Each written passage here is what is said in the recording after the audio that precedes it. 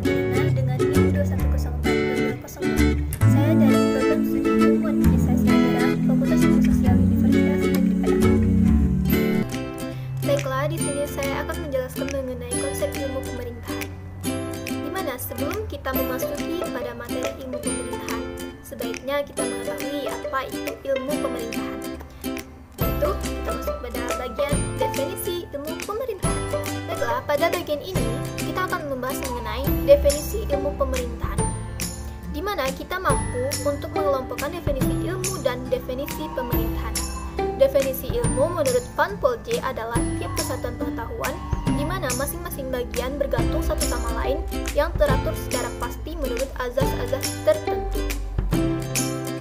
Pada bagian definisi pemerintahan, kita mampu membedakan antara perintah, pemerintah, dan pemerintahan, di mana perintah adalah suatu kegiatan melakukan pekerjaan yang menyuruh. Yang kedua, pemerintah. Pemerintah berarti badan yang melakukan urusan dalam kekuasaan pemerintah. Sedangkan pemerintahan adalah berarti perbuatan atau urusan dari badan yang memerintah. Jadi, dari definisi di atas, kita mampu mengambil pengertian ilmu pemerintahan secara umum adalah ilmu yang mempelajari tentang sistem pemerintah dan yang diperintah. Nah, jadi pada poin pertama ini, dari beberapa definisi-definisi yang sudah saya kemukakan, saya mampu menjelaskan mengenai pengertian ilmu pemerintahan menurut pendapat saya sendiri, di mana ilmu pemerintahan adalah ilmu yang mengkaji, menyelidiki, membahas, dan mengatur hal-hal yang berkaitan dengan suatu negara, di mana di dalamnya terdapat aturan-aturan yang bertujuan untuk tujuan bersama agar suatu negara tersebut mencapai kesejahteraannya dan memberikan dampak yang bermanfaat bagi penyelenggara negara maupun warga negara tersebut. Oke teman-teman, sekarang saya akan masuk pada materi yang kedua. Pada materi yang kedua ini, saya akan membahas mengenai objek ilmu pemerintahan.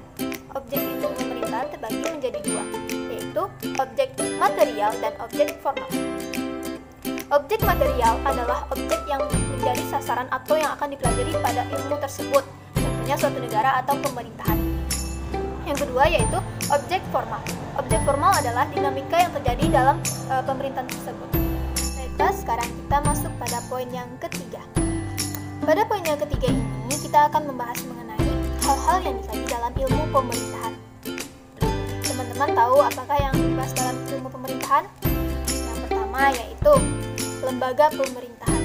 Contohnya, lembaga eksekutif, legislatif, dan yudikatif. Yang kedua yaitu membahas mengenai sistem pemerintahan.